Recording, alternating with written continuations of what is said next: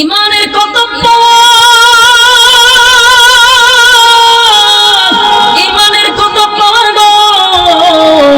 মুসলমানের ঘরে জন্ম নিয়া আমাদের ইমান সকাল বিকাল কিন্তু বিক্রি হয়।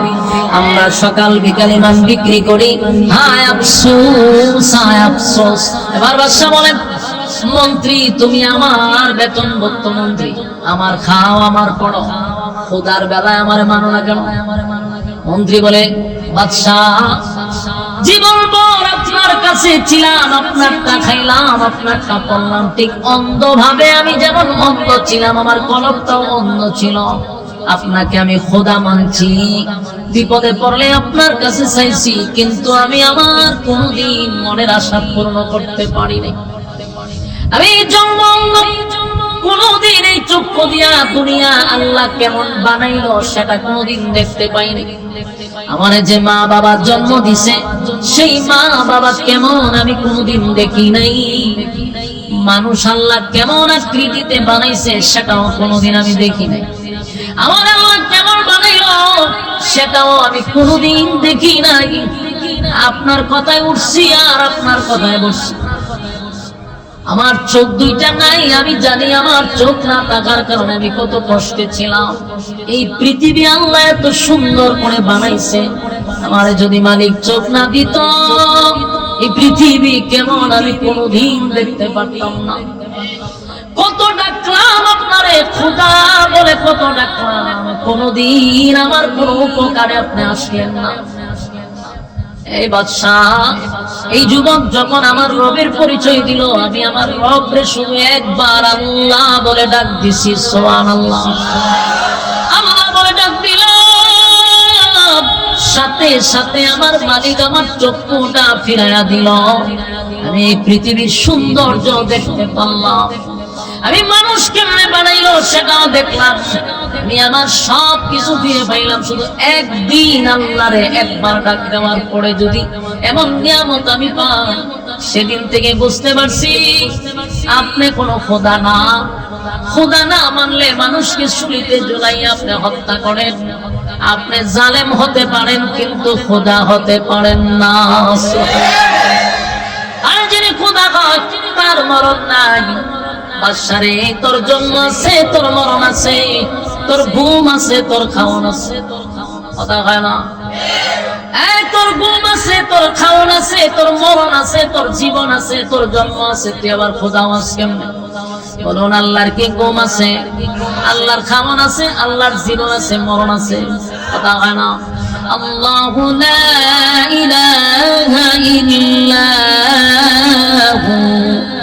الحي القيوم لا تأخذه سنة ولا نوم। আমি আল্লাহর যেমন খাওয়া নাই, ঘুম নাই, আমার তন্দ্রাও নাই। আল্লাহর ঘুম আসেনি, আল্লাহ ঘুমায় না, তন্দ্রাও নাই, খাওয়ানো নাই। আমার মালিক কেন কাছ থেকে জন্ম দেয় নাই, কাউরে জন্ম দেয় নাই। ওয়ালাম ইয়াকুল লাহু কুফুয়ান আহাদ, আল্লাহর সমকক্ষ সমতুল্য আর কেউ নাই। সুবহানাল্লাহ।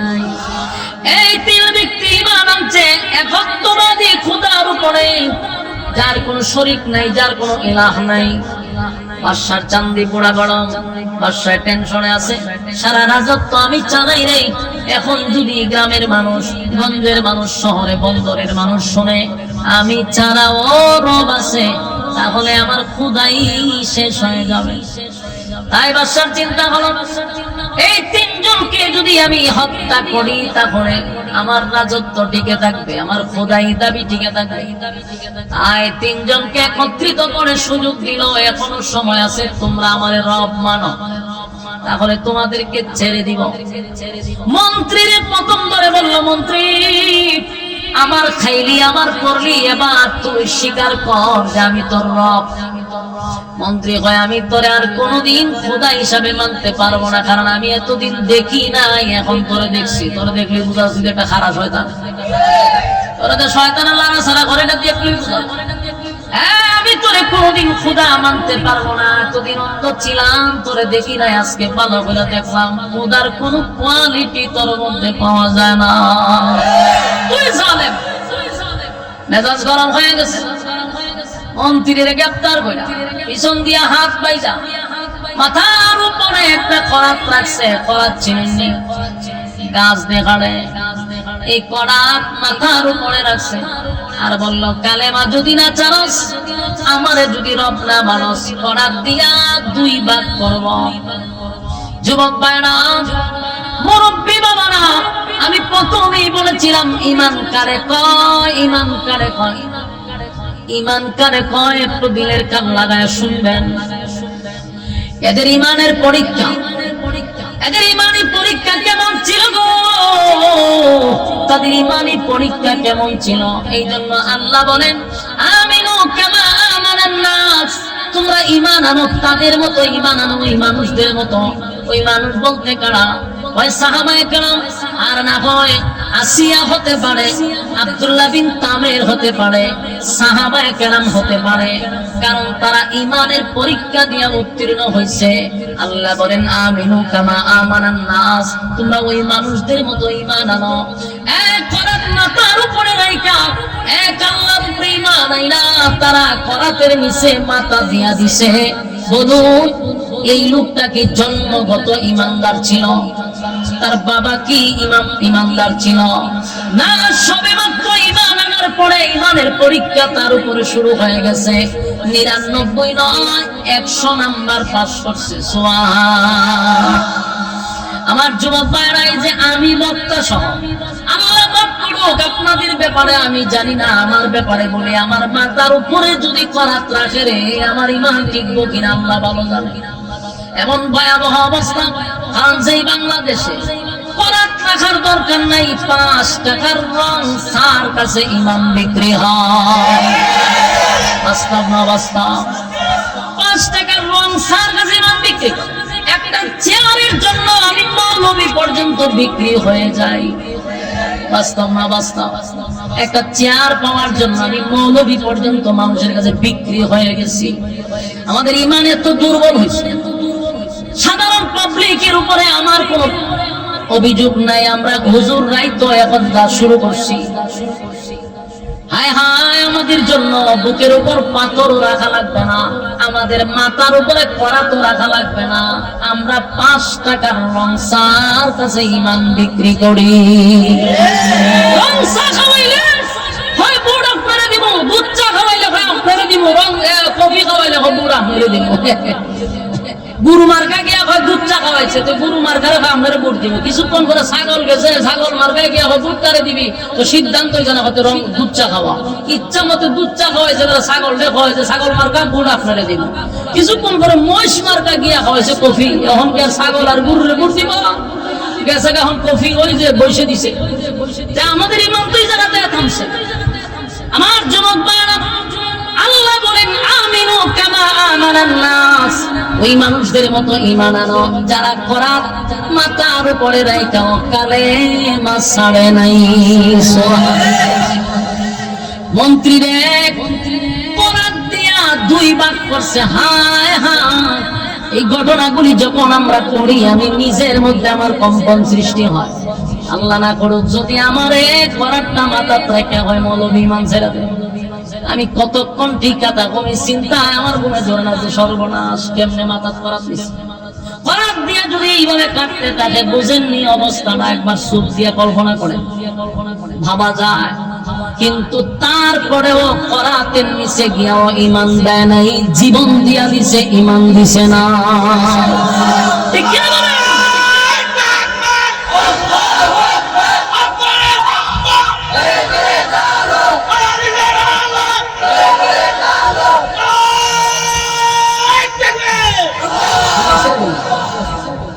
والسماء ذات البروج, আল্লাহ বলেন নক্ষত্রের কসম, ওই যে আসমানে যে তারকাগুলি দেখি, সেই তারকাগুলির কসম, সেই আসমানের কসম। প্রথম আয়াতে আল্লাহ তারকা বিশিষ্ট আসমানের কসম করছে। এরপর আল্লাহ বলেন واليوم الموعود আল্লাহ বলেন সেই দিনের কসম মালিক ইয়াউমিদ্দিন যেদিন বিচার হবে তার মানে কিয়ামত দিবসের কসম কিয়ামত দিবসের কসম করছে আল্লাহ যেদিন আল্লাহ নিজে বিচারক হবে সেই দিনের কসম আল্লাহ করছে ওয়াল ইয়াউমিল মাউউদ কিয়ামত দিবসের কসম ওয়া শাহিদিন ওয়া মাশহুদ এখানে এই আয়াতে দুইটা কসম ওয়া শাহিদ ওয়া মাশহুদ এখানে শাহিদ একটা কসম মাশহুদ আরেকটা কসম ওয়া শাহিদিন ওয়া মাশহুদ এখানে দুইটা কসম আল্লাহ বলেন এই ওয়া শাহিদিন ওয়া মাশহুদ এখানে আল্লাহ ইয়াউমুল জুমআর কথা বলছে আবার ইয়াউমুল আরাফার কথা বলছে মানে যেই দিনটা ঘুরে ঘুরে মানুষের সামনে আসে সেই দিনটার কসম যেমন জুমার দিন ঘুরে ঘুরে আমাদের সামনে আসে না এটার কসম আবার আরাফার দিন এটাও আমাদের মধ্যে বছরে একবার ঘুরে ঘুরে আসে এজন্য আল্লাহ জুমার কসম করছে আরাফার দিনের কসম করছে কসম হইল কটা চারটা এরপরে যে আল্লাহ কথা বলছেন দুই চারটা কসম করার পরে কুতিলা আসহাবুল উখদুদ গর্ত খননকারীরা ধ্বংস এখানে গর্ত খননকারীর ব্যাখ্যা অনেকগুলো হতে পারে গর্ত খননকারীরা ধ্বংস হয়ে গেছে তার মানে জালেমদের উপরে আল্লাহর অভিশাপ জালেমরা ধ্বংস হয় আর আল্লাহ নিজে বলতে চার কসম জালেমদের উপরে আমি আল্লাহর অভিশাপ যারা গর্ত খনন করছে তাদের উপরে আমি আল্লাহর অভিশাপ এই কথাগুলি আপনারা একটু মাইন্ডে রাখবেন এখন আমি এটার ব্যাখ্যা করতেছি না শুধু আপনারা একটু মাথায় রাখবেন চার কসমের পরে কি বলছে গর্ত খননকারীর উপরে আল্লাহর অভিশাপ এরপর আল্লাহ বলেন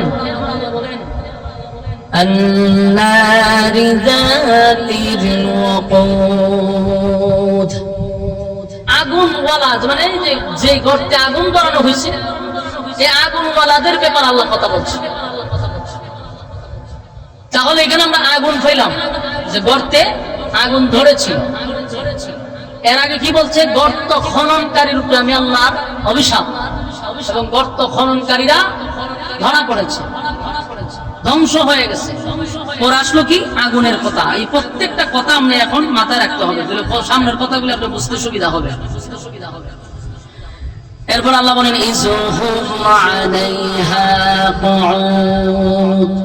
যখন তারা পাশে বসেছিল মানে কিছু লোক পাশে বসা অবস্থায় ছিল এই কথাগুলো ইয়াদ রাখবেন وهم على ما يفعلون بالمؤمنين شهود এবং মুমিনদের সাথে যারা ছিল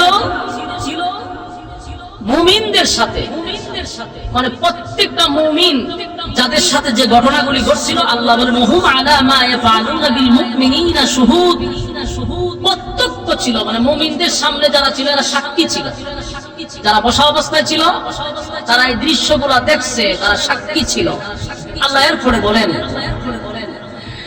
وما نقموا منهم إلا أن يؤمنوا بالله العزيز الحميد মুমিনদেরকে তারা শাস্তি দিছিল কেন শুধুমাত্র কেবলমাত্র একত্ববাদী খোদার উপরে ঈমান আনার কারণে তাদের কোনো দোষ ছিল না অন্য কোনো অপরাধ ছিল না অপরাধ একটাই তারা একত্ববাদী খোদার উপরে ঈমান আনছিল الذي له ملك السماوات والأرض والله على كل شيء شهيد এরপর আল্লাহ বলেন আকাশ মণ্ডলী ও পৃথিবীর রাজত্ব যার মুঠোয় এবং আল্লাহ সব কিছু জানেন সব কিছু কার মুঠোয় আল্লাহর মুঠোয় যেন আল্লাহ বলেন যা ঘটেছে আমি দেখেছি আমার অগোচরে কিছুই হয় না সবকিছু আমি অবগত আমি জানি إن الذين فتنوا المؤمنين والمؤمنات ثم لم يتوبوا فلهم عذاب جهنم ولهم عذاب الحريق নিশ্চয়ই যারা মুমিন ও পুরুষ মুমিন নারীদের উপর নির্যাতন করেছে তারা তওবা করে নাই, আল্লাহ ভাই এদের জন্য শাস্তি, এদের জন্য আমি শাস্তির ব্যবস্থা করছি। তাহলে এখন আসুন আমরা এই বিষয়গুলো একটা একটা করে বোঝার চেষ্টা করি। প্রথম কসম কয়টা? আপনারা আমার কথা বুঝুননি, শেষ পর্যন্ত প্যান্ডেলের মাথা পর্যন্ত আওয়াজ যায়নি, বুঝেন? কথা দেখো, এরা তো কাউন্টার দেন। আমার কথা বুঝুন না আপনারা, বুঝলে তো হা না করতেন রে ভাই, বিপদে বললাম যে আপনারা আমার কথা বুঝেন, বুঝলে মুখ বন্ধ করে রাখছেন কেন? আমি কথা কেমনে বলবো? আপনারা তো বুঝলেন না, আমি আরেকটা কথা বলতাম।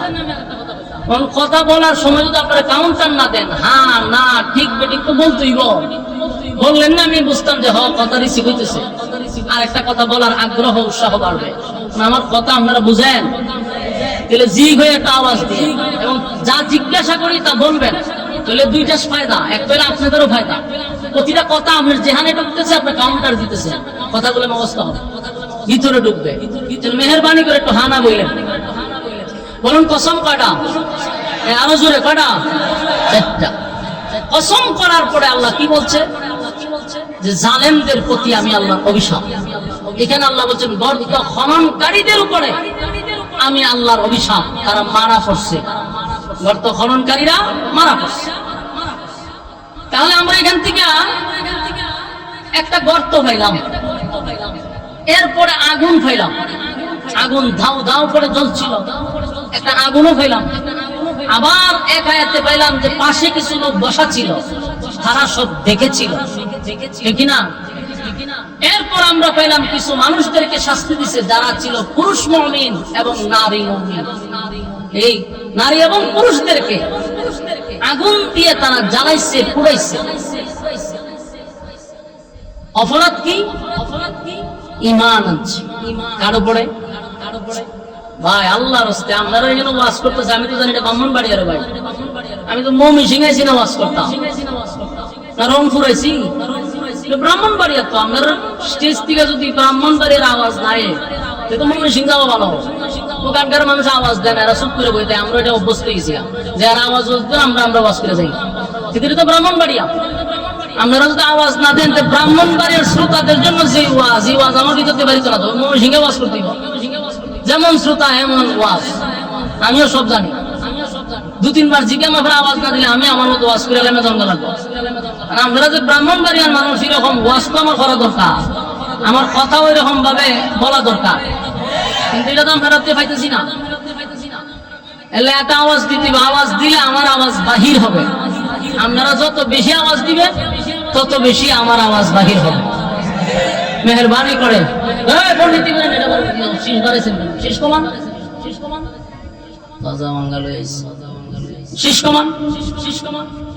প্যান্ডেল আওয়াজ নেই, ভালো করে শ্রোতা শুনে না। আপনি এখানে চাইতেছেন,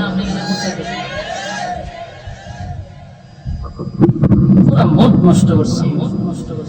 তাহলে আমরা চারটা কসমের পরে আল্লাহ গর্ত খননকারীর উপরে অভিশাপ দিছে। একটা গর্ত পাইছি, ইয়াদ রাখবেন। এরপরে এই গর্তের ভিতরে আগুন ধরাইছে, আগুনও হয়েছে। এরপরে কিছু মুমিন বান্দাদেরকে আগুন দিয়া জ্বালানো হয়েছে, পুরানো হয়েছে। আল্লাহ বলতেছে আমি সব দেখছি। এবং কিছু মানুষ সেখানে বসে তারা আনন্দ ফুর্তি করছে।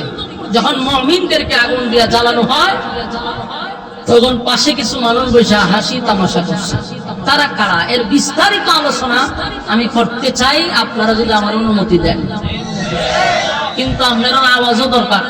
যদি আওয়াজ প্যান্ডেলে না পান বলবেন, কাউন্টার দিবেন যে মাইকের আওয়াজ পাচ্ছি না, বলতেই না। আওয়াজ না পেলে আপনার ইশারা দিবেন যে আওয়াজ পাই না, তাহলে তো আমার এই ওয়াজ করার কোনো মানে থাকে না।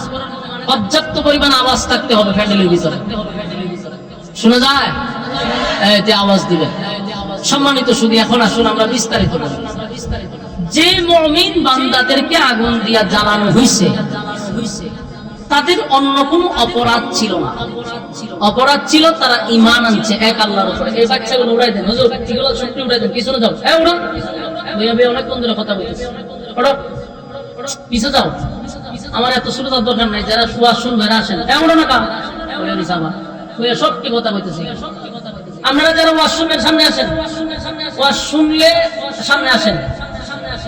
এই বয় উঠো, এই মানা উঠো, তুমি কিছু ওয়াজ শুনলো তো বাইরে গিয়ে ঘুমাও।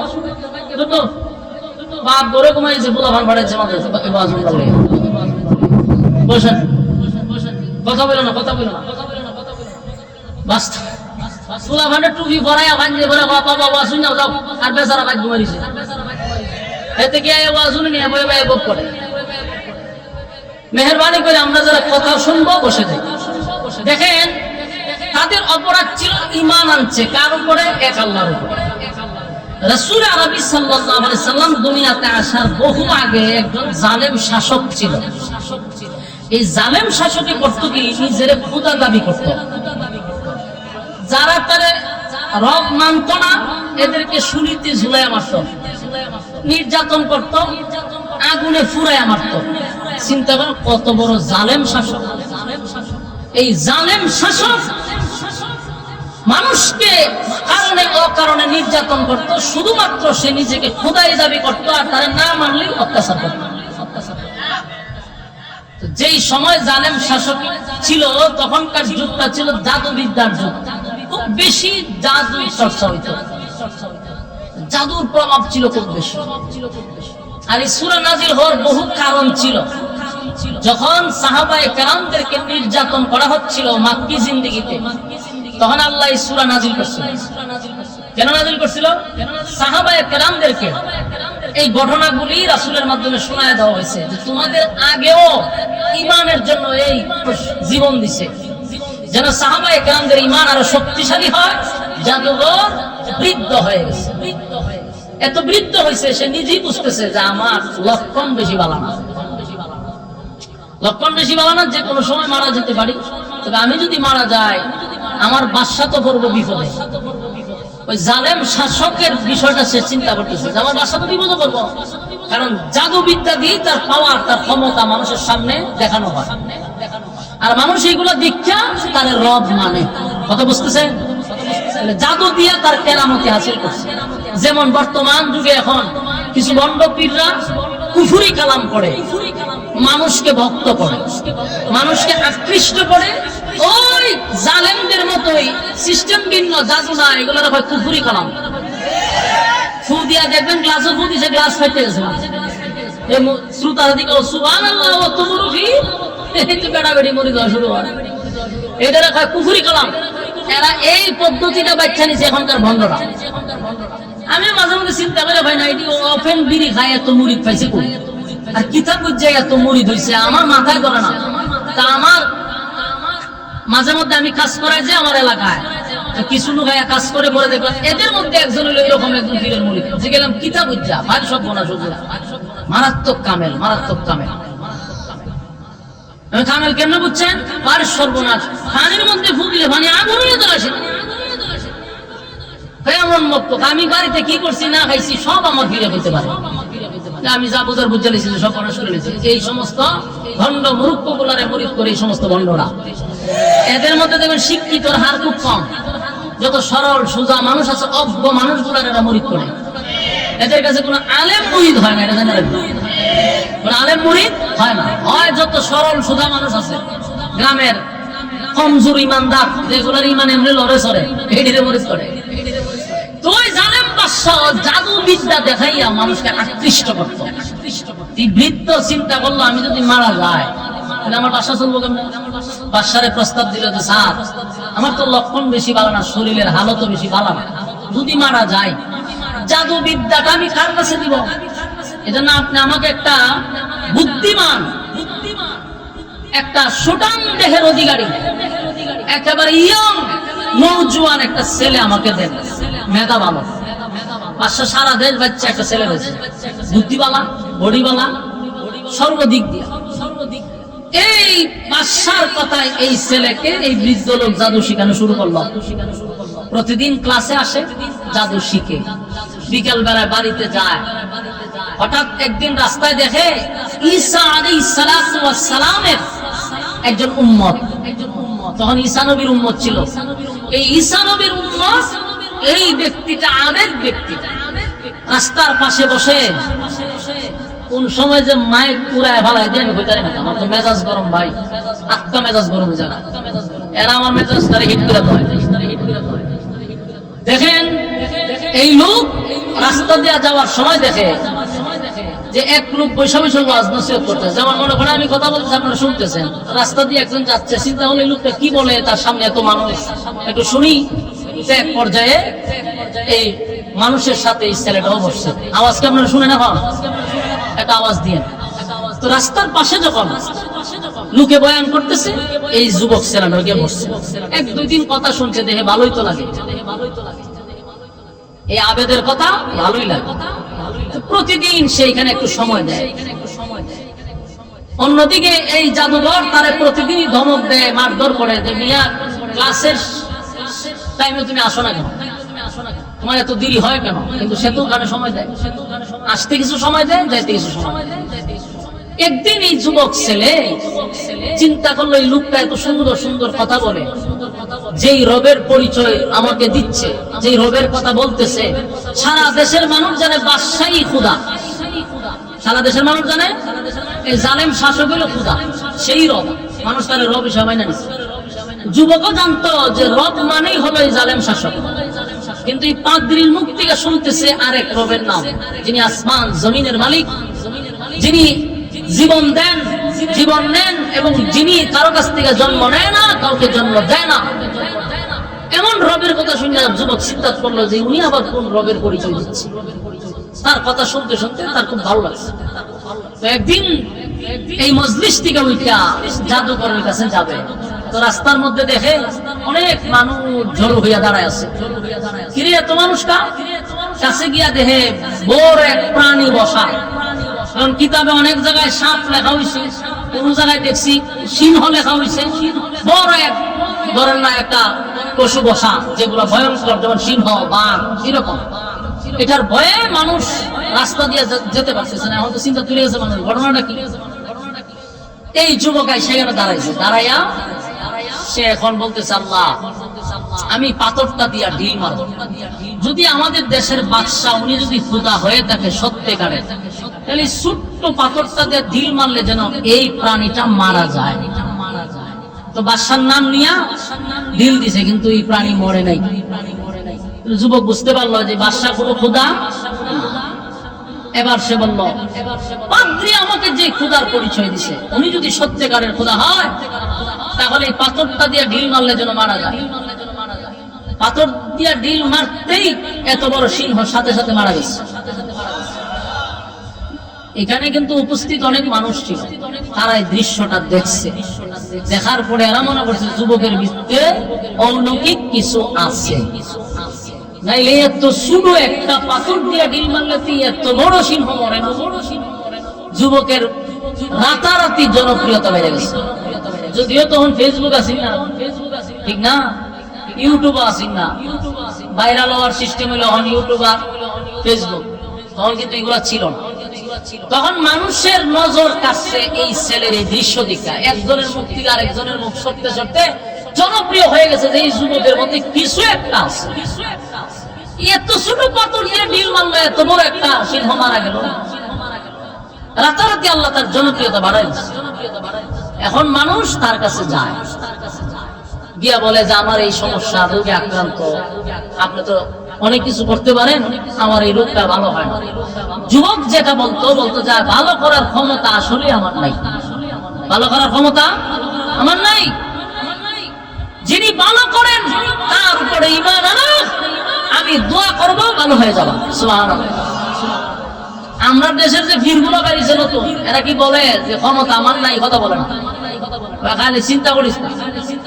এমন এক ফিরে দ্বারা মরে দিছ, সব রোগের সমস্যার সমাধান দিতে পারে তোর ভিড়ে। এই কথা বলে না যে আমার কোনো ক্ষমতা নাই, ক্ষমতা একমাত্র আল্লাহ। যুবক বললো যে আমার কোনো ক্ষমতা নেই, তুমি মানো না আমার রোগের উপর। তো মানুষ ইমান আনে, যুবক দোয়া করে ভালো হয়ে যায়। একজন ভালো হইলে আরেকজনের দ্বারে, আরেকজন ভালো হইলে আরেকজনের কাছে সরে গেছে। পুরা দেশ বিভিন্ন কুষ্ঠ রোগ, এরপরে আপনার বিভিন্ন ধরনের রূপ বেমান নিয়ে তার কাছে আসে, যুবক দোয়া করে ভালো হয়ে যায়। এই খবর তো আর এক জায়গায় রয়েছে না, খবর ছড়তে ছড়তে বাদশা পর্যন্ত চলে গেছে। রাজমহলে চলে গেছে। তো রাজার একজন উজির ছিল, ধরেন না মন্ত্রী, এই মন্ত্রীর জন্ম অন্ধ ছিল, মানে জন্ম থেকে কি করে না চোখে দেখে না। মন্ত্রী খবর পাইছে এই ছেলে তো সাধারণ কোন ছেলে না, ওর কাছে যেই যায় বিভিন্ন রোগ ভালো হয়। মন্ত্রী একটা বাস্কর ভিতরে টাকা পয়সা স্বর্ণ মুদ্রা নিয়ে যুবকের কাছে গেছে, গিয়া বললো আমি তোমার ব্যাপারে নিউজ পাইছি, তোমার কাছে আসলে রোগী ভালো হয়, তোমার কত চাই? এই নাও বাস্কর ভিতরে স্বর্ণ আছে, মুদ্রা, সারা জীবন তুমি চাইতে পারবা, বিনিময়ে আমার চোখটা ভালো করে দাও। এখন এই মন্ত্রী মনে হয় আমরা এলাকার বন্ডধীরের মতো যে গরু ছাগল দিলে তুই সবকিছু সমাধান হয়। এই যুবক বললো যে আমি তো আর গরু ছাগল নেই, অন্য কোনো কিছু না, আর আমি ভালো করার ক্ষমতা রাখি না।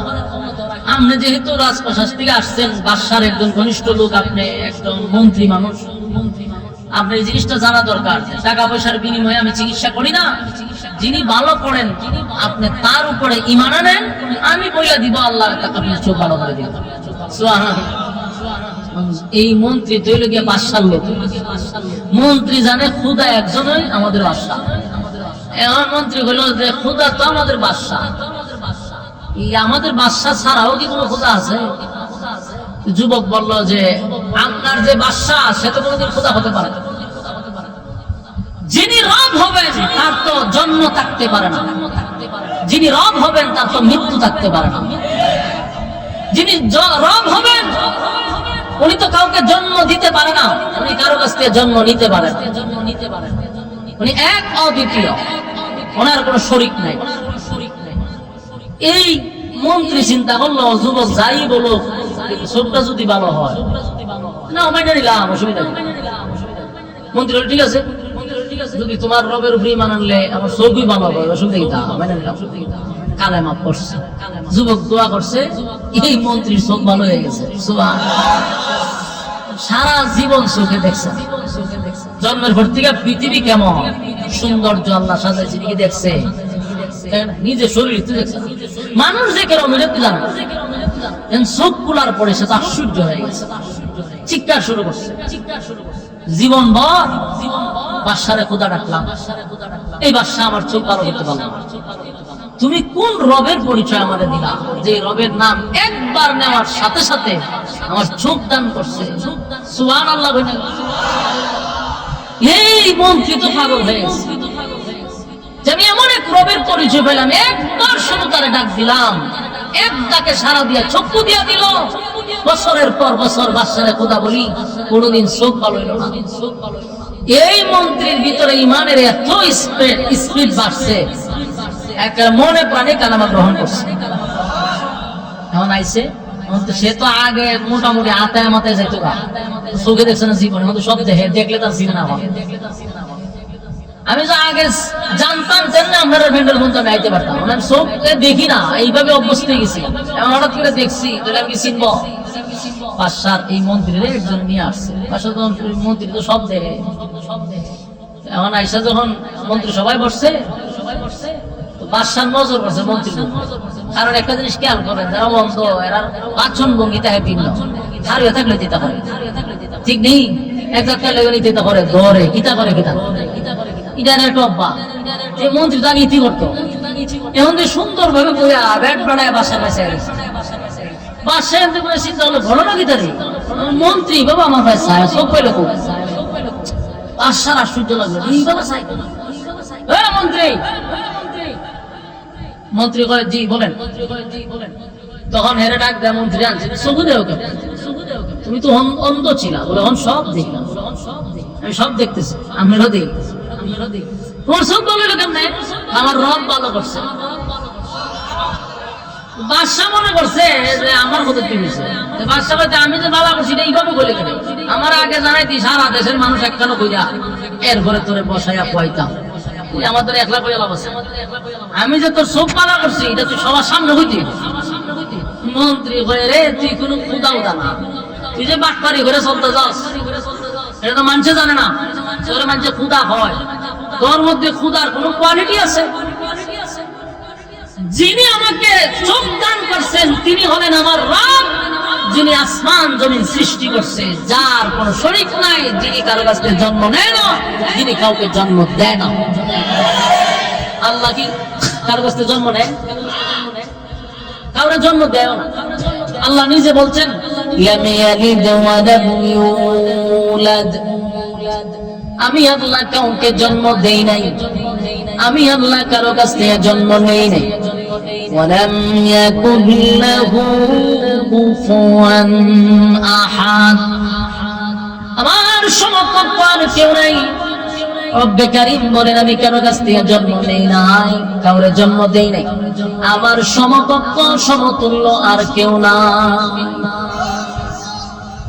মন্ত্রী বাদশার দিকে তাকাইয়া বলে, বাদশাহ মনে মনে যে আনন্দ তুমি পাচ্ছ সেই আনন্দের কথা আমি বলি না, তোমারে তো আমি রবি মানি না।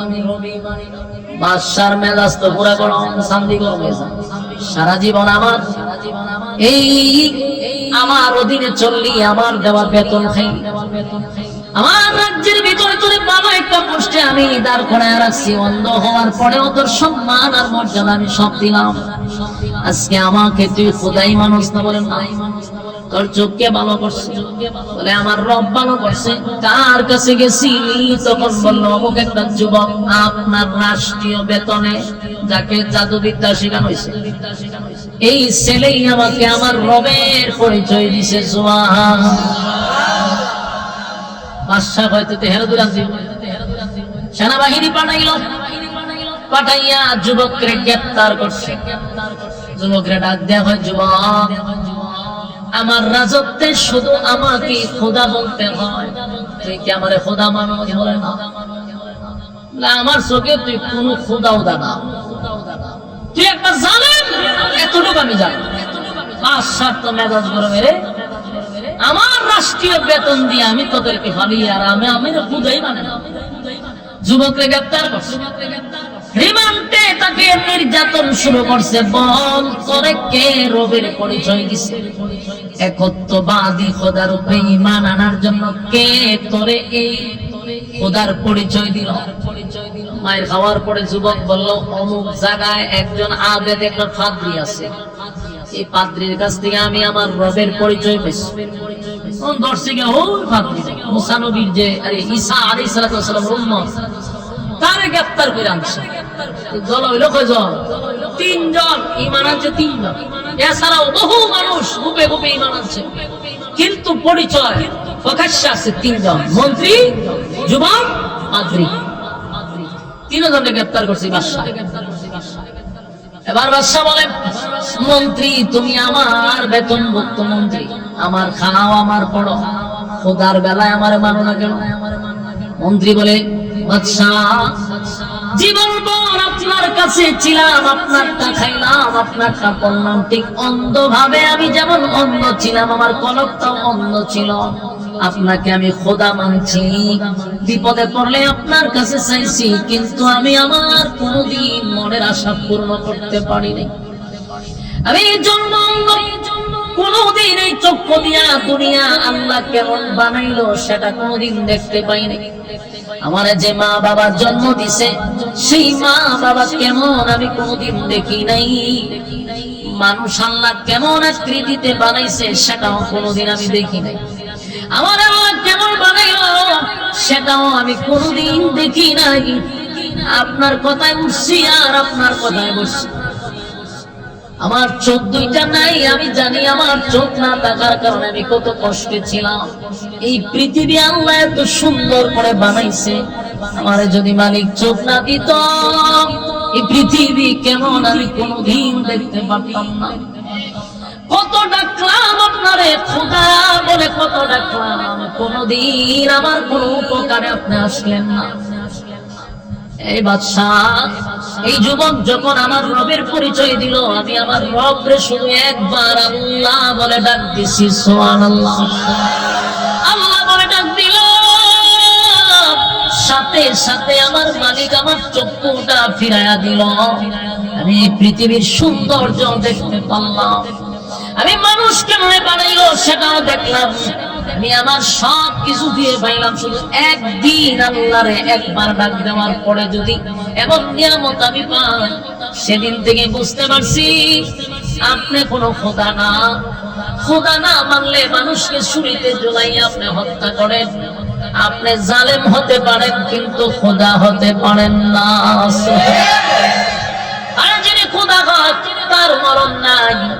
বাদশারে তোর জন্ম আছে, তোর মরণ আছে, তোর ঘুম আছে, তোর খাওন আছে, কথা হয় না? তোর ঘুম আছে, তোর খাওন আছে, তোর মরণ আছে, তোর জীবন আছে, তোর জন্ম আছে, তুই আবার খোদা হস কেমনে? বলুন, আল্লাহর কি ঘুম আছে, আল্লাহর খাওন আছে, আল্লাহর জীবন আছে, মরণ আছে, কথা হয় না?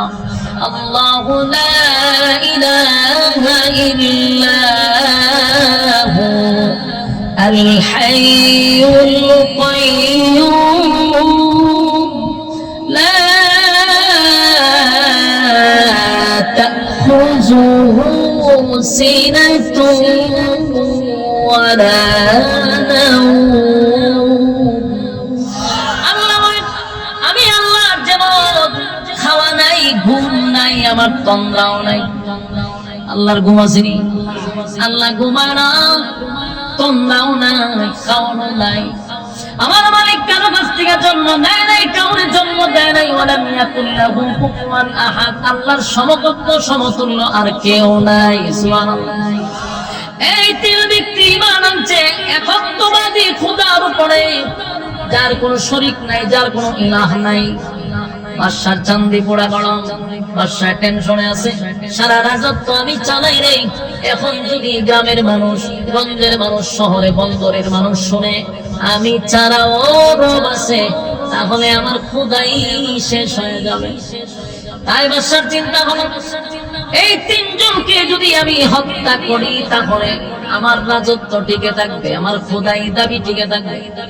তাই তিনজনকে একত্রিত করে সুযোগ দিল, এখনো সময় আছে, তোমরা আমার রব মানো, তাহলে তোমাদেরকে ছেড়ে দিব। মন্ত্রীরে প্রথম ধরে বলল, মন্ত্রী আমার খাইলি, আমার পড়লি, এবার তুই স্বীকার কর যে আমি তোর রব। মন্ত্রী হয়, আমি তোরে আর কোনদিন খোদা হিসাবে মানতে পারবো না, কারণ আমি এতদিন দেখি নাই, এখন তোরে দেখছি। তোরে দেখলি বুঝাচ্ছি এটা খারাপ শয়তান, তোরা যে শয়তান আল্লাহর সারা ঘরেটা দেখলি বুঝা। হ্যাঁ, আমি তোরে কোনদিন খোদা মানতে পারবো না, এতদিন অন্ধ ছিলাম, তোরে দেখি নাই, আজকে বালা বলে দেখলাম খোদার কোন কোয়ালিটি তোর মধ্যে পাওয়া যায় না। তুই জানেন মেজাজ গরম হয়ে গেছে। মন্ত্রীর গ্রেফতার কইরা পিছন দিয়া হাত বাইজা মাথার উপরে একটা করাত রাখছে, করাত চিনি গাছ দেখালে এই করাত মাথার উপরে রাখছে, আর বলল কালেমা যদি না চানস, আমারে যদি রব না মানস, করাত দিয়া দুই ভাগ করব। যুবক ভাইরা, মুরব্বী বাবারা, আমি প্রথমেই বলেছিলাম ঈমান কারে কয়, ঈমান কারে কয়, ঈমান কারে কয়, একটু দিলের কান লাগায় শুনবেন। এদের ঈমানের পরীক্ষা, এদের ঈমানের পরীক্ষা কেমন ছিল গো, তাদের ঈমানের পরীক্ষা কেমন ছিল। এই জন্য আল্লাহ বলেন, আমিনু কামা আমানান নাস, তোমরা ঈমান আনো তাদের মতো, ঈমান আনো ওই মানুষদের মতো। ওই মানুষ বলতে কারা? ওই সাহাবায়ে কেরাম, আর না হয় আসিয়া হতে পারে, আব্দুল্লাহ বিন তামের হতে পারে, সাহাবায়ে কেরাম হতে পারে, কারণ তারা ঈমানের পরীক্ষা দিয়ে উত্তীর্ণ হয়েছে। আল্লাহ বলেন, আমিনু কামা আমানান নাস, তোমরা ওই মানুষদের মতো ঈমান আনো। এক করাত মাথার উপরে রাইখা এক আল্লাহর উপরে ঈমান আইনা তারা করাতের নিচে মাথা দিয়া দিছে। বলুন, এই লোকটা কি জন্মগত ঈমানদার ছিল?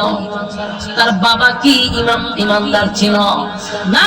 সবেমাত্র ঈমান আনার পরে ঈমানের পরীক্ষা তার উপরে শুরু হয়ে গেছে। 99 নয়, 100 নাম্বার পাস করছে। সুবহান। আমার যুবক ভাইরা, এই যে আমি মক্কা সহ, আল্লাহ মাফ করুক, আপনাদের ব্যাপারে আমি জানি না, আমার ব্যাপারে বলি, আমার মাথার উপরে যদি করাত রাখে রে, আমার ঈমান টিকবো কিনা আল্লাহ ভালো জানে। এমন ভয়াবহ অবস্থা, কারণ সেই বাংলাদেশে করাত রাখার দরকার নাই, 5 টাকার রং সার কাছে ঈমান বিক্রি হয়। বাস্তব অবস্থা। 5 টাকার রং সার কাছে ইমান বিক্রি করে। একটা চেয়ারের জন্য আমি মৌলবি পর্যন্ত বিক্রি হয়ে যাই। বাস্তব না বাস্তব? একটা চেয়ার পাওয়ার জন্য আমি মৌলবি পর্যন্ত মানুষের কাছে বিক্রি হয়ে গেছি। আমাদের ইমান এত দুর্বল হয়েছে।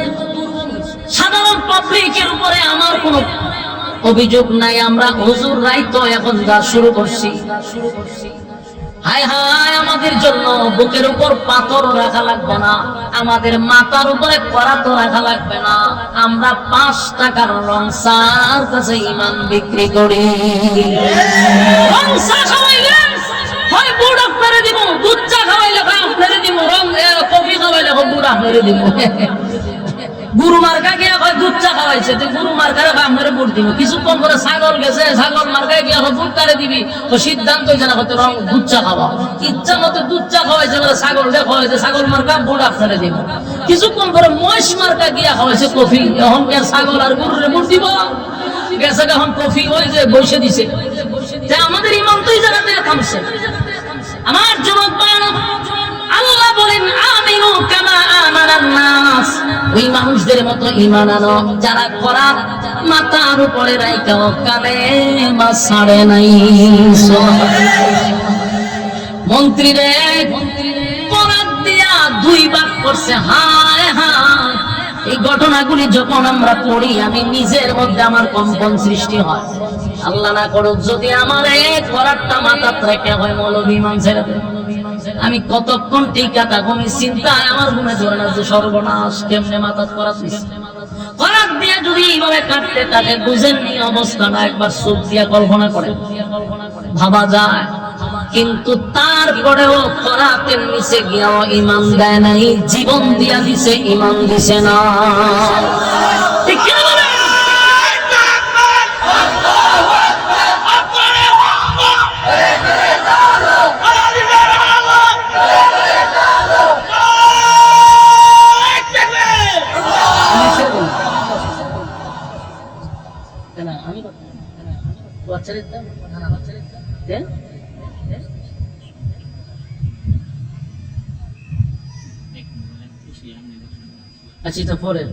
মহিলারা তো বক্তব্য। আচ্ছা, কালেকশনের কথা বলে ভাই ছেড়ে দিতে আমার দ্বারা যেটা সম্ভব না, এটা আমার যা করায় না, আমি ছেড়ে দেবো। হুজুর নিয়ে আসেন, ছেড়ে দিতেছি কথা। আচ্ছা, হুজুর এলে আমি ছেড়ে দেবো, অসুবিধা নেই। হুজুর আসলে ছেড়ে দিব, হুজুর নিয়ে আসলে ছেড়ে দেবেন সব। বিরক্ত লাগতেছে, আপনারা বুঝে দিচ্ছেন। কথাগুলি মনোযোগ দেন। 1 নম্বর হলো ঈমানের পরীক্ষা। ঈমানের পরীক্ষা আপনি আমাদের আসবে, ঈমানের পরীক্ষা আসবে, এটা মাথায় রাখবেন। যখন নিজের ঈমানদার দাবি করব, শুধু মুখ দিয়ে ঈমান দাবি করলে চলবে না, অন্তরে ঈমান থাকার দরকার আছে না নাই? আজকে যদি আপনি সবাইকে জিজ্ঞাসা করেন যে আপনার ঈমান আসেনি, কেউ আপনাকে বলবে না হুজুর আমি বেঈমান, সবাই বলবে আমরা ঈমানদার। ঠিক নেই? কথা হয় না? সবাই বলবে ঈমানদার। যে 3 বেলা গাঞ্জা খায় সেও হয় ঈমানদার, যে সুদ খায় ঘুষ খায় সেও হয় ঈমানদার, জীবনে কোনদিন নামাজ পড়ে না, রোজা রাখে না, পর্দা করে না, এমন ব্যক্তিও কথা ফাতিয়া হয় নামাজ না পড়লে কিন্তু যে ঈমান আছে। আমি নিজে দেখছি ভালকে উঠতে লাগা বেঈমান বলে, ঈমানদার মানে আমার ঈমান আছে। তাহলে দেখা যায় সুদখোরেরও দাবি ঈমান আছে, ঘুষখোরেরও দাবি ঈমান আছে, চাঁদাবাজদেরও দাবি ঈমান আছে।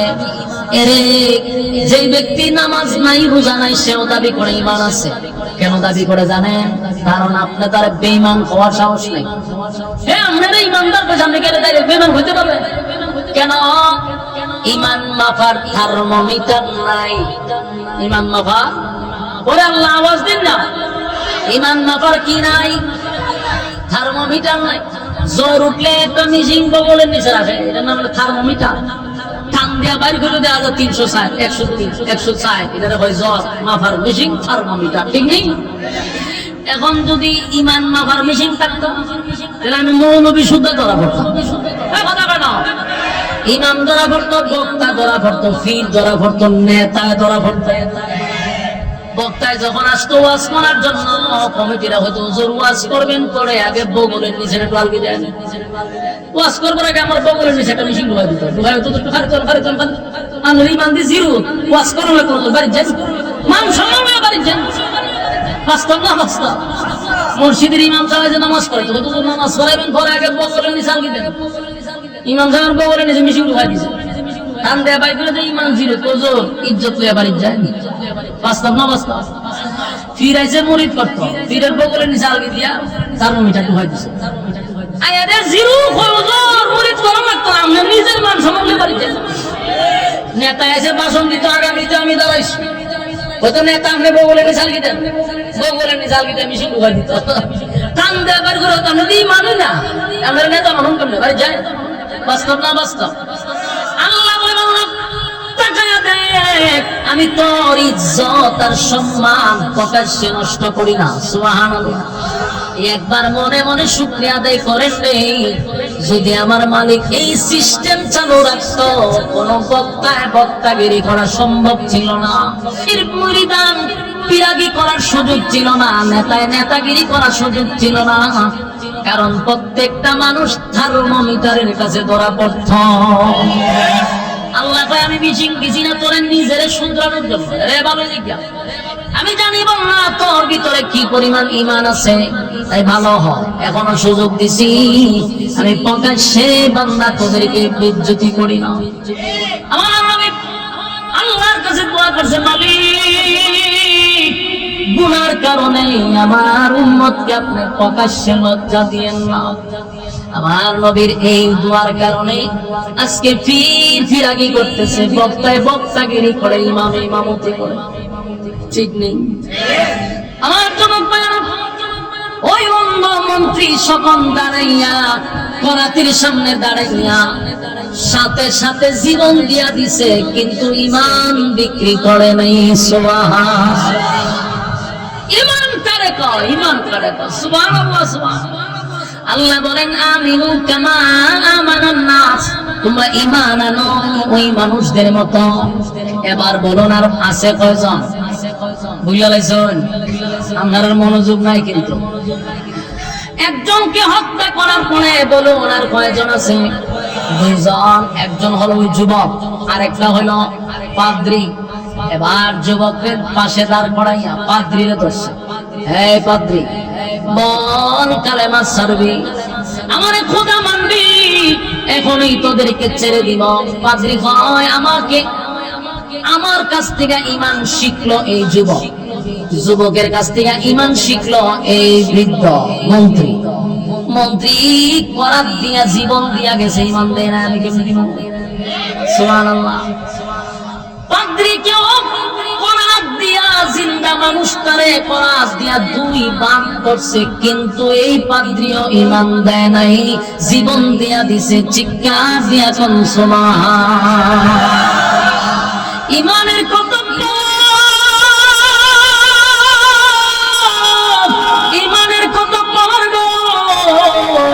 মুসলমানের ঘরে জন্ম নিয়া আমাদের ঈমান সকাল বিকাল কিন্তু বিক্রি হয়।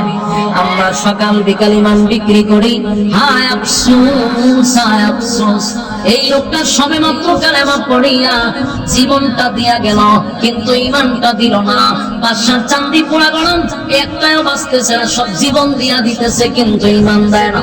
এবার ধরছে যুবককে, হে যুবক, আমার টাকা দিয়া আমার রাষ্ট্রীয় খরচে তোর বরণ পোষণ করা হয়, জাদুবিদ্যা শিখাইলাম, আমার পরবর্তীতে জাদুবিদ্যা দিয়া তুই আমারে টিকায় রাখবি, সেখানে তুই নাকি আমারে রবি মানুষ। এখন দুইজনকে হত্যা করলাম তোর চোখের সামনে। যুবক রে, এখন বল তুই কি আমারে রব মানুষ নাকি তোর এই হালত করব? যুবক কয়, বাদশাহ আমি তো মনে করতাম তুই শুধু জালেম, কিন্তু এখন দিয়ে তুই একটা বলদ। বলে কেমনে? বলে আমি তোর বলদ বুঝি। বাদশাহ কোন অ্যাঙ্গেল থেকে? বলে 70 অ্যাঙ্গেল থেকে দিয়েছি বলদ। কারণ যে লোকটার কাছে আমি কালেমা পড়লাম, একত্ববাদী খোদার উপরে ঈমান আনলাম, সেই লোকটাকেও তুই হত্যা করলি।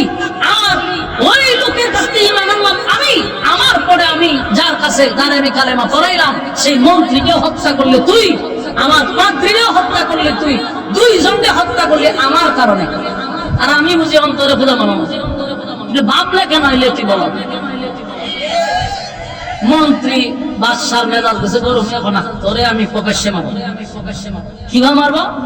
প্রকাশ্যে মারবো না, তোর লুকায় না, তোরে মাঝে সামনে মারতে।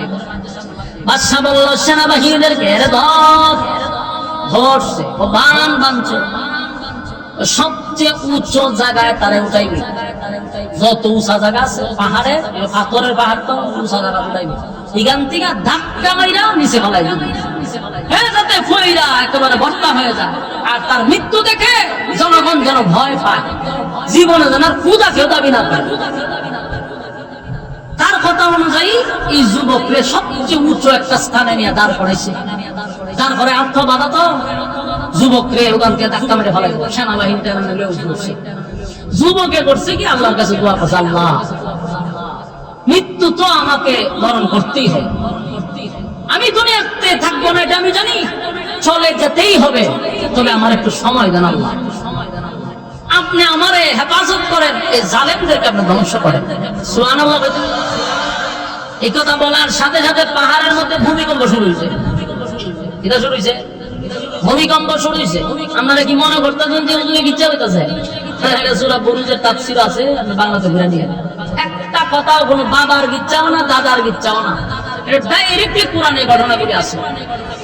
আমার কথাগুলি মনোযোগ দিয়ে শুনুন। বাদশাহ যখন তারে উঠাইল বিশাল এক পাহাড়ের উপরে, পাথরের পাহাড়, নিচেও পাথর, কিন্তু আল্লাহ শুরু করে দিয়েছে ভূমিকম্প। কি কম্প? পাহাড়ের মধ্যে ভূমিকম্প শুরু করলো। ভূমিকম্পের কাঁপুনিতে বাদশার যত বাহিনী আছে সব নিচে পড়ছে, দিগবাজি দিয়া নিচে পড়া মাত্রই বর্তা হয়ে গেছে, একবারে হমানে শেষ। কিন্তু যুবক পড়ে নাই, যুবক আল্লাহ বাঁচাইছে। যুবক সুস্থ অবস্থায় পাহাড় থেকে বাদশার সামনে হারিয়ে হয়, কি অবস্থা মারানি। বাদশাহ কতক্ষণ যায় হকিরে ঘটনা গেছে, আমার বাহিনী তো ওই পাহাড়ের নিচে গিয়ে দেখ, পাহাড়ের নিচে গিয়ে দেখ, সব বাহিনী গর্ত হয়ে গেছে, নাক মুখ আখ খাও সব বইতে গেছে, সব মরে গেছে। বাদশাহ ঘটনা কি তোর নাম আত্মবাদ্য উঠাইলা, বাহিনী মরার তো কথা না, তুই মরার কথা। চোখ না ভূমিকম্প হয়েছে, এই ভূমিকম্পতে সব শেষ। বাদশার ভিতরে একটা ভয় নাই গেছে, এই ভুয়া তো সাধারণ ভুয়া না। বাদশাহ কয়, যুবক বুঝতে পারছি তুই যে আমার জাদুঘরের কাছ থেকে জাদু শিখছস, এই জাদু দিয়ে নিখান করতেছ। আমার রাষ্ট্রীয় টাকায় জাদু শিক্ষা, জাদু দিয়া সব মারতেছে। যুবক কয়, আমি সত্তার কসম করে কোন জাদু বিদ্যা আমি আদতে শিখি নাই, তোর হাত দিয়ে যা শিখাইছি আমি আদৌ রাখি না, আমি যেটা শিখার উদ্দেশ্য না। আমি যা ঘটনা ঘটছে তা আমিও জানি না, আমার বাপ ঘটাইছে। বাদশাহ যাবি খোঁজ, আমি যা বুঝার বুঝছি, তুই জাদু দিয়া করো পালা কথা। এখন আবার সেনাবাহিনী কয়েক কাজ কর, এই যুবককে দইরা একটারে ডাইরেক্ট সাগরের মাঝখানে, সাগরের মাঝখানে নিয়ে এরে মুখ টুক বাইন্দা আত্ম বাইন্দা ওই সাগরের মাঝখানে ছেড়ে দিবি, আর মাছের খাই নিল সব। সেনাবাহিনীর এরে দইরা লইয়া এই যুবককে দইরা লইয়া গেছে সাগরের মাঝখানে। এখানে গিয়ে যুবক আবার দোয়া বলে, আল্লাহ আর একটু সময় দেন, বাদশার একটু খেলা দেখাইল।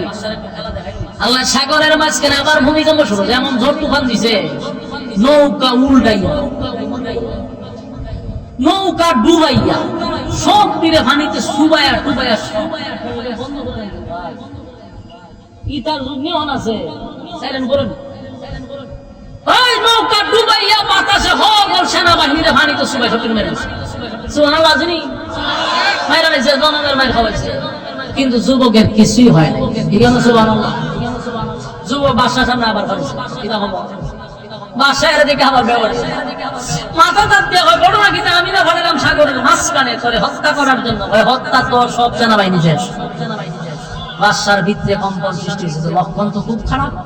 এই ফুলারা তো মানব দিত, এই ফুয়া সাধারণ ফুয়া। বাদশা টেনশনে পড়ছে, অনেক গিয়া করে, ভাই তুই ক তোরে মারণ করতে, আমি আর ভাবতেছি না, আমি ব্যর্থ, তোর অত্যাচারে আমি অতিষ্ঠ, আমি আতঙ্কে দেখে আমার বৌমা না ও তোর তো চিন্তা করে বলে, আমি তো চিন্তা করবো, কারণ আমি খোদা দাবি করেছি, তুই থাকলে মানুষ আমার খোদা মানবো না। তুই বেড়েছে গিয়া যুবক হয়ে আমি তো আমার এমনি মারতে পারবি না, তো ওতে কেমনে মারতুই মুখ রাতের ঘুম হারাম করছ তুই। কোনোভাবে তোর মারণ যায় না। যুবক কয় আমার মারাটা কি তোর খুব বেশি জরুরি? কারণটা কি? ভিতরে ভয়। কি ভয়? তুই যদি তা হস, দেশের মানুষ আসল রবের পরিচয় জানবে, আমারে খোদা মানবে না। যুবক এই ঘটনা বলে তোর অসুবিধা নাই, আমারও যদি মারতে চাও তাহলে আমার পরামর্শে আমাকে মারতে হবে। আমি যেইভাবে বলবো এইভাবে আমার মারতে পারবো। বাদশা কই তুই যেমনে বস এমনি। যুবক কইল ঠিক আছে, তুমি একটা কাজ করো, তোমার রাষ্ট্রের যত মানুষ আছে, তোমার রাজত্বের ভিতরে যত নারী পুরুষ আছে, কেউ ঘরে থাকতে পারবে না, সবগুলার একটা বিশাল মাঠে একত্রিত করবা, আর এখানে একটা স্টেজ করবা, স্টেজে আমরা দাঁড় করাইবা,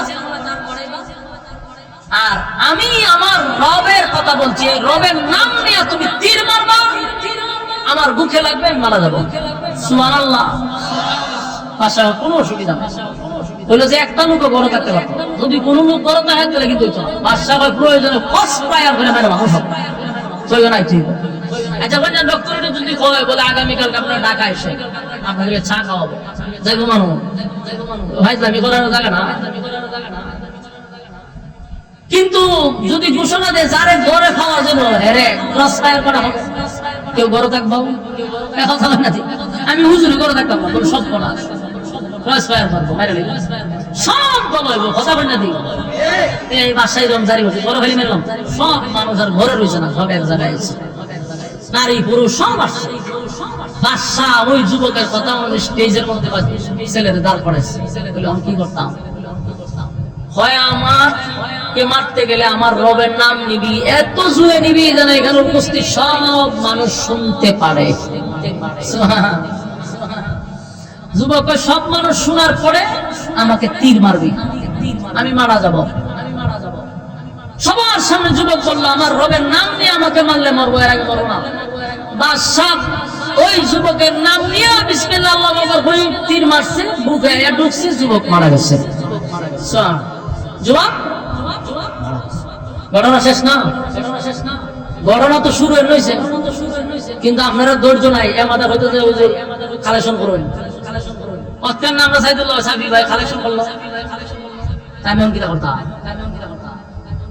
হুজুর আইছি হুজুর লই আইব, আমি সালাইতাম না, আমি বলে সালামু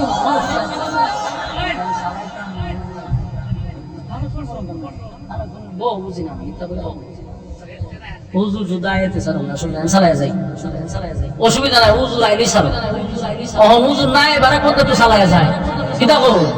আচ্ছা অসুবিধা নাই, বল। খালি ঘটনা কিন্তু শুরু হয়েছে না শেষ, খালি শুরু। যুবক মাইরা বাদশা চাইছিল এখানে দামা চাপা দিয়া মিডিয়া টিডিয়া সব বন্ধ করে দিত, কথা বুঝছেন নি? যে নিউজ টিউজ বাড়িছে সব সাংবাদিক আর বছর বছর মেরে লইছি, চিন্তা রাজত্বে বসে আবার কোথা দাবি করবো। কিন্তু ঘটনা তো ভিন্ন। যুবককে যেই মাত্র মারছে উপস্থিত সমস্ত দেশের মানুষ কয় ঘটনাটা কি? তা ঘটনাটা কি? এত চেষ্টা করলো বাদশা যুবক তারে মারার জন্য, পাহাড়ের উঁচু টিলায় নিল, সেনাবাহিনী মারা গেল, সাগরের মাঝখানে নিল, সেনাবাহিনী মারা গেল, খরাত দিয়ে চেষ্টা করলো, সব শেষ, যুবক মরে না। কিন্তু এখন কি ঘটলো? এই রবের নাম নেওয়ার সাথে সাথে যুবক মারা যায়। রবটাকে সুবহানাল্লাহ, এটা কোন রব? সব দেশের মানুষ বললো এই যুবক যেই রবের উপরে ঈমান আনছে, আমরা সবাই সেই কালেমা পড়ে ঈমান আনলাম। চিৎকার দিয়ে বল সুবহানাল্লাহ। একটা জবান বন্ধ করে আল্লাহু আকবার, আরো জোরে বল আল্লাহু আকবার। এই ঈমানের আওয়াজ দিয়ে বল আল্লাহু আকবার। বাদশা চাইছিল সব শেষ করতে, কিন্তু ঘটনা খালি শুরু হয়েছে। এবার দেশের সব মানুষ কালেমা পড়ে আইছে ঈমান। আচ্ছা কোনটা বাদশার টেনশন আছিল কয়জনের লইয়া? 3 জনের লইয়া রাতের ঘুম হারাম। এখন ঘটনাটা কি করছে? দেশের সব মানুষ আছেন 3 জন, দেশের সব মানুষ। বাদশা কয় এমনি জো মরল আমার জ্বালায় আমার মরলি তো মরলি রে, সব দেশের মানুষকে কালেমা পড়ায় মরলি। কিন্তু আমি প্রথমে বলছি বাদশা কি সাধারণ বাদশা ছিল না, জালেম। এই বাদশার কথা কোরআনে বলছে কত বড় জালেম। যেই লোকটা তিনটা মানুষের কালেমা সহ্য করতে পারলো না, তিনটা লোক তারে খোদা মানে না, এই জন্য সে সহ্য করতে পারলো না, তিনটা লোককে সে হত্যা করলো। এখন দেশের সব মানুষ কালেমা পড়ে ঈমান আনছে, এই বাদশা এর পরেও চিন্তা করলো না যে দেশের সব মানুষ যেহেতু কালেমা পড়েই ফেলছে তাহলে শেষ করে দিই। হে কয় না, আমার যারা রব মানবে না এরাও আমি দুনিয়াতে থাকতে দিব না। নাউজুবিল্লাহ। চিন্তা করেন, একবার চিন্তা করছেন জনগণ দিয়ে তুই বাদশা, কথা বল, জনগণ দিয়েই তো তুমি প্রধানমন্ত্রী, কথা বল, জনগণই যদি না থাকে সাদা প্রধানমন্ত্রীতে কি করা? তোমার পিছনে যদি জনগণই না থাকে তোমার মতো নেতা দিয়ে আমরা কি করবো? তোমার পিছনে তো জনগণ নাই। রাজত্ব চালাইছে, একবারও চিন্তা করছে না দেশের জনগণ আমাকে চায় না, দেশের জনগণ আমাকে সহ্য করতে পারতেছে না, কিন্তু জোর জবরদস্তি হইয়া থাকতেই চালাইতে হবে। বিস্ফোরণ করছে না, করছে না? হ্যাঁ, বেশি শিখলে কিন্তু সমস্যা, বেশি শিখলে কিতা হয়। বেশি শিখবেন না, অল্প শিখাতে খেয়ালাম, কিন্তু যখন শিখতে থাক শিখতে তো রস আর মিডা হইতো না, তিতা হইব। 16 বছর মানুষের মনের বাহিরে গিয়ে যুদ্ধ করছে, বিস্ফোরণ করছে। জমিনে ভাড়া দিতে পারছো, আসমানে ভাড়া দিয়ে যাওয়া লাগছে।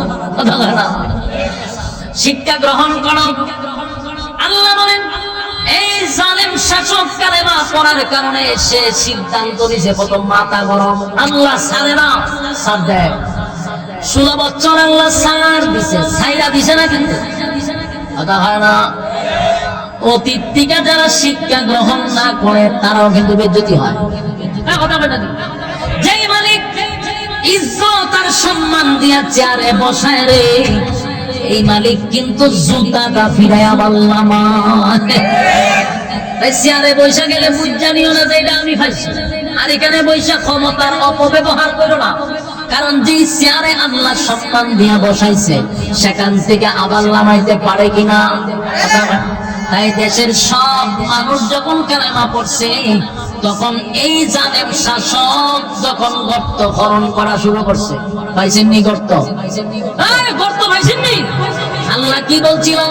والسماء ذات البروج واليوم الموعود وشاهد ومشهود। চারটা কসম করছে। আমি ওয়াজ করি আমাদের সব সাইয়ের হুজুরের ভাই, হুজুর কি আমাদের যাইতাছে না আইতাছে, তাইলে তো হুজুরে দেখবেন ওই আমি না একটা বললাম আমি দেবার শেষ করলে দিলাই ঘটনা হলে মজাটা রয়েছি আমরা চাই সব হুজুরের ভাই। আর টিউবলাইট দেখানো চলে, এখানে মোমবাতির দাম আছে নি, মোমবাতির আর আলো থাকবে না। আয়া বলছেন টিউবলাইট, আমি মোমবাতি বাতি লিপে গেছে। যাই হোক ইনশাআল্লাহ হুজুর যেহেতু আসছে কথা বলেন, আমার কথা বলা আয়া বড় হুজুরে টাস করে আমি 3 বার দাওয়াত দিছি, আমার দাওয়াতে যাবা এই বিচার দিয়ে গেল। 2 বার দাওয়াত দিছি, পোস্টারের নাম দিছি, জানি না আমার মাহফিল তাই হই যারা দিয়ে মহব্বত করি আমার আর আপনার এখানে দিয়ে আমার আগে পরিচয় দেখ। এরপর আমরা দোয়া করি কিতা করবো, মাহরুম হইলে আমরা দোয়ার শেষ নাই, কিন্তু আমি দাওয়াত দিছি জানি না। আচ্ছা আপনারা খবর বলা ওই এই মাদ্রাসার উদ্যোগে আজকের এই মাহফিল, ঠিক না? মাদ্রাসা মসজিদ কি এমনি এমনি চলে? কওমি মাদ্রাসা, এটা কওমের দ্বারাই পরিচালিত। আপনারা এই মাদ্রাসার সাথে যতদিন থাকবেন মাদ্রাসা উন্নতি হবে ইনশাআল্লাহ। হ্যাঁ, মাদ্রাসা করেন, হাত তুলে, হাত তুলে, না তুলে মাশাআল্লাহ, সবাই তুলে, সবাই তুলে, হাত তুলে, আবার লামায় হাত তুলে, ওই বিসমিল্লাহ কর, বিসমিল্লাহ কর, ওই পকেটের দোকান, পকেটের দোকান, সবাই দোকান, যার যতটুকু আছে পকেটে সবচেয়ে বড় নোটটা বাইর করবেন, 100 কম, 200 কম, 500 কম, জলদি জলদি জলদি করেন, জলদি জলদি। কেউ খালি হাতে যাবেন না, ছাত্র গো জলদি করেন, কেউ খালি হাতে যাবেন না, একজনও না দিয়া মোনাজাতে শরীক হবেন না ইনশাআল্লাহ। জলদি করেন, হুজুর আমরা জলদি করেন, দেখলে বড় মাদ্রাসা ছাত্র জলদি করে ভাই, বেগ করেন না। মাদ্রাসার ছাত্র যারা আছে জলদি জলদি জলদি জলদি করো। আপনারা পকেট থেকে বের করেন, ভাইকিরা মোট করে রাখেন 150, 200, 500, জলদি জলদি করেন, কেউ যেন আমরা খালি হাতে না যাই। আল্লাহ তাআলা আপনাদের এই দানের বরকতে, এই দানের বরকতে রাস্তাঘাটের অ্যাক্সিডেন্ট আল্লাহ বাঁচাই দিবে, ক্যান্সার থেকে আল্লাহ বাঁচাই দিবে, প্যারালাইসিস থেকে বাঁচাই দিবে, বিপদ আপদ থেকে আল্লাহ হেফাজত করবে দানের মাধ্যমে। মেহেরবানি করে আমরা কেউ খালি হাতে না যাই। আর এই কথাগুলির উপরে বললে ওয়ালা শুনলে ওয়ালা উভয়কে আল্লাহ সহিভাবে আমল করার তৌফিক দান করে, সকলে বলে আমিন। আমাদের সাইফুল্লাহ সাদি ভাই খুব মহব্বতের মানুষ, ইনশাআল্লাহ যেহেতু সম্পর্ক ভালো আছে, আসা যাওয়া থাকবে, কোনো অসুবিধা নাই। ইনশাআল্লাহ আবারও দেখা হবে ইনশাআল্লাহ। সবার কাছে দোয়া চাই। আসসালামু আলাইকুম ওয়া রাহমাতুল্লাহি ওয়া বারাকাতুহু। যিনি আসছেন আর ওনার ব্যাপারে পরিচয় করা মানে ওনার শুরু করা, বাংলার এক কিংবদন্তি ওয়াজের মাঠে আমার জন্য থেকে ওয়াজ করে, সুতরাং ওনার ব্যাপারে পরিচয় দেওয়া নেই, ওনার শুরু করা। বসেন ইনশাআল্লাহ, হুজুরের গুরুত্বপূর্ণ আলোচনা আমরা সহ শুনবো ইনশাআল্লাহ। কেন আনছেন এটা তো বুঝাই দিব আমার, কমিটির তো বুঝাইতেছেন অনেক কিছু নিয়ে আসছেন, তো এটা তো মিক্সার মেশিন দিতেই হতো। রিভাব দেন, রিভাব তো পাইতেছি না,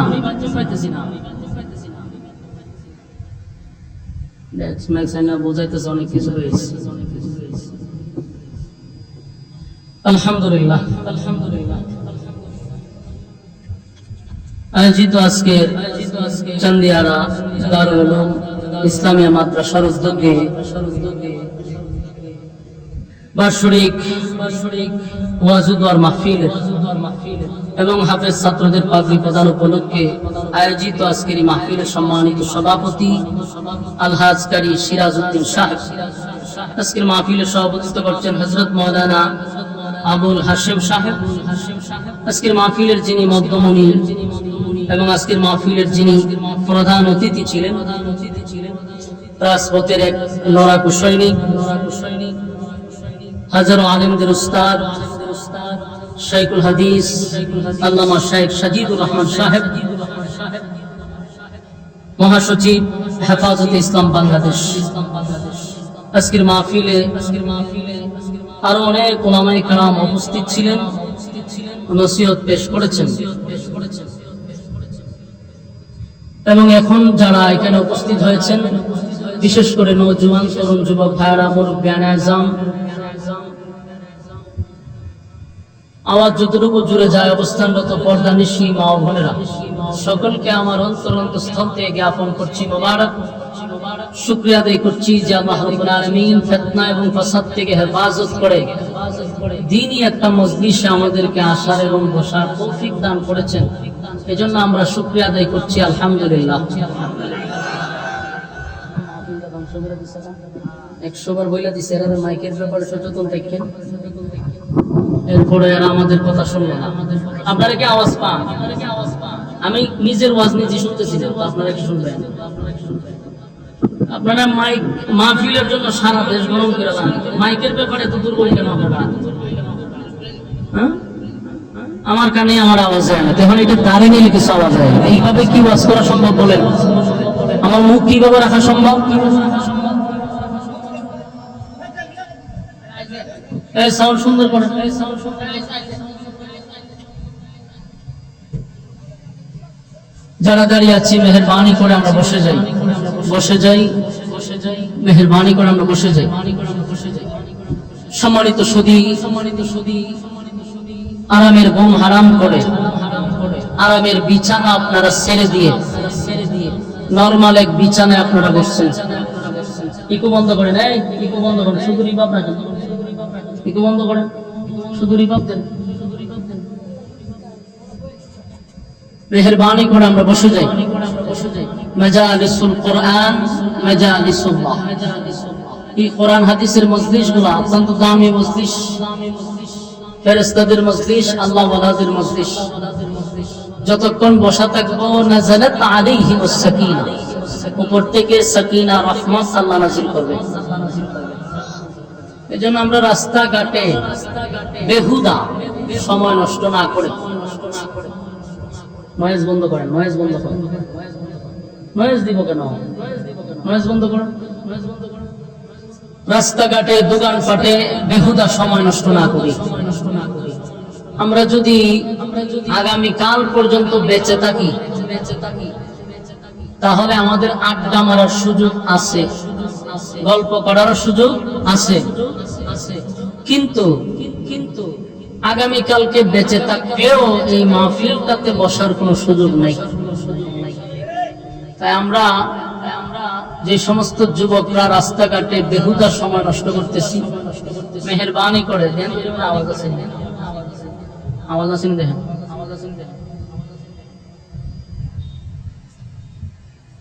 মেহেরবানি করে আমরা বসে যাই, বেহুদা সময় নষ্ট না করে।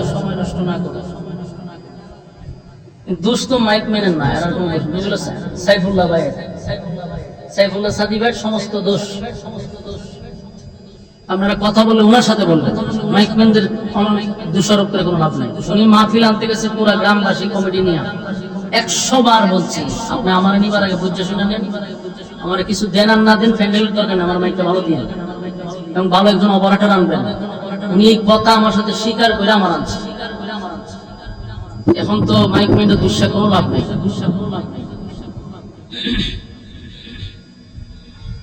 সম্মানিত শুধুই আমরা বসে যাই, সমস্যা নাই, যতটুকু আওয়াজ আছে হয়তো বেশি লম্বা করার কথা ছিল, অল্প সময় বয়ান শেষ করে দিব ইনশাআল্লাহ। আমি যতটুকু পারি খুব তাড়াতাড়ি বয়ান শেষ করবো, আপনারা বসে যান, লম্বা সময় নেওয়ার কোনো সুযোগ নাই।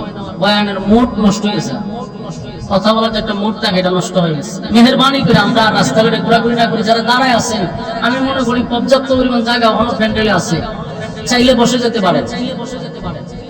দেখেন আমি একটা কথা বলছি যে গল্প করার সুযোগ কালকেও আছে, কিন্তু মাহফিলটা শোনার সুযোগ কালকে নাই।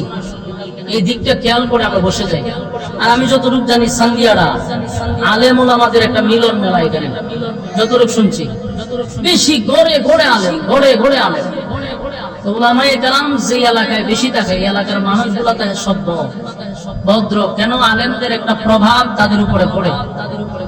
এই গ্রামের মধ্যে আলাদা একটা রহমত বরকত থাকার কথা, যেহেতু ওলামায়ে কেরাম বেশি। সেজন্য আমিও জানি আপনারা খুব ভদ্র, মেহেরবানি করে আমরা বসে যাই, মেহেরবানি করে বসে যাই। প্রত্যেক ঘরে ঘরে নাকি আলেম আছে, আর এমন ব্রাহ্মণবাড়ি এটা আলেমদের শহর, ঠিক না? শ্রোতা যদি থাকে 1000-700 টাকা আলেম। আরে বাপরে বাবা, ওলামায়ে কেরামের ঠেলা হইব আমরা। আল্লাহ তাআলা এই জমিনকে আরো উর্বর করুক, আমিন। এজন্য ব্রাহ্মণবাড়িকে শহীদ বাড়িয়া বলা হয়। সবচেয়ে বেশি শহীদ ইসলামের জন্য, দ্বীনের জন্য যারা রক্ত দিছে বেশিরভাগ সারা 64 জেলার মধ্যে যদি আপনি পার্সেন্টেজ হিসাব করেন এটা হলো ব্রাহ্মণবাড়িয়া। যদিও এখানে খারাপও আছে ভালো আছে, যেখানে ফেরাউন তাকে আল্লাহ এখানে মুসারে ফাড়ায়, ঠিক নেই? যত হুক্কুর হাক্কুর আছে সব বাউন্ডেরা, আবার প্রতিবাদ আলেম ওলামাদের প্রতিবাদও বাউন্ডেরা। আল্লাহ যেখানে রাখছে এখানে ভালো রাখছে। মেহেরবানি করে আমরা কথাগুলি শ্রবণ করবো ইনশাআল্লাহ। আমি আপনাদের সামনে একটা সূরার শুরু থেকে কয়েকটা আয়াত কারিমা তেলাওয়াত করছি। মেহেরবানি করে আমরা বসে যাই। সূরাটির নাম হলো সূরা বুরুজ। 30 পারায় সূরাটি স্থান পেয়েছে। এই সূরাটি মাক্কি সূরা। আমরা এই সূরা থেকে ইনশাআল্লাহ কথা বলবো। এই সূরা ভাই প্রতিদ্বন্দ্বিতা বন্ধ হলে এতই কোথায় না কমান, হালকা কমান, রিভাবটা উড়ে এত।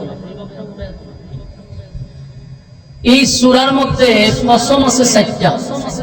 যেরকম কসম কয়টা? আরো জোরে কসম আছে 4টা। কসম আছে 4টা কসম কেড়ে আল্লাহ আমাদেরকে কি বলছেন, কি বলতেছেন, কি বুঝাইতে চাচ্ছেন, এই কথাগুলি আমরা দিলের কান লাগায় শ্রবণ করব ইনশাআল্লাহ। এই সূরার বিষয়বস্তু যেটা দাঁড়াবে এটা হলো ঈমান। বরং এটার মূল বিষয়বস্তু কি? যারা ঈমানের পরীক্ষা দিচ্ছে আল্লাহ এদের ব্যাপারে এই সূরার মধ্যে তুলে ধরছে। এবং এই সূরার কাহিনীগুলা রাসূল আরবি সাল্লাল্লাহু আলাইহি সাল্লাম দুনিয়াতে আসার বহু আগে ঘটনাগুলি ঘটছে। অতীতে এই ঘটনাগুলি ঘটার কারণে রাসূল সাল্লাল্লাহু আলাইহি সাল্লামের কাছে আল্লাহ এই কথাগুলি শোনাইছেন কোরআনের মাধ্যমে, যার কারণে আমরা শুনবো, কিয়ামত পর্যন্ত শুনবো। কিন্তু ঘটনা কিন্তু ঘটছে রাসূল দুনিয়াতে আসার বহু আগে। এই ঘটনাগুলি আল্লাহ রাব্বুল আলামিন সূরা বুরুজে তুলে ধরছে। তো মূল কথা হলো, এই সূরার শুরুতে 4টা কসম আল্লাহ করছে। কসম করার পরে যে কথাটা বলছে, এই কথাগুলি আমরা একটু গুরুত্ব দিব ইনশাআল্লাহ। আল্লাহর প্রত্যেকটা কথারই লোড ওজন আছে না নাই? কসম ছাড়া যে কথাটা আল্লাহ বলে, এটার কি দাম কম না সব সমান? সমান। কসম করলেও যেই পরিমাণ দাম, কসম না করলেও আমরা সেই পরিমাণেই কথাগুলির মধ্যে গুরুত্ব দিই। কিন্তু আল্লাহ কসম করছেন, কেন করছেন? এই বসে যাই, আমরা এইভাবে হাঁটাহাঁটি করলে কেন বসেন? যুবক ভাইয়েরা বসুন, আড্ডা খালকে মারতে পারবা, তোমরা যে অভ্যাস এটা খালকেও করতে পারবো, অসুবিধা নাই। আড্ডা মারার অভ্যাস যারা আছে এটা খালকে করতে পারবো, যদি আজরাইলে না ধরে। নালিগান থেকে করে দিম, আজরাইলে যেন ধরে লাই, আজরাইলে যেন না ধরে দোয়া করুন নেবো। আজরাইলে যদি তোমরা না ধরে খালকে এই মেলা জমাইতে পারবা, আড্ডা মারতে পারবা। আচ্ছা, আপনারা মুনাজাত পর্যন্ত আসেননি? তুলেন, একেবারে বুক কান করে তুলেন, বলে ইনশাআল্লাহ মুনাজাত পর্যন্ত। আসলাম ইনশাআল্লাহ। এরে আমি সব দেখি তো, আসুরান দেখা যায়, সব দেখি আমি, সাই চোখ লাগাইছি। বলেন ইনশাআল্লাহ মুনাজাত পর্যন্ত আসি।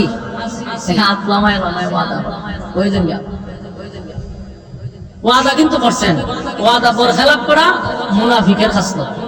উঠলেই স্লোগান শুরু হইব, কেনা যায় রে মুনাফিক যায়। ইজ্জত থাকবো নি? ইজ্জত বাঁচাইবার লেগে বইয়ে তখন লাগে, যাওন যাইতো না।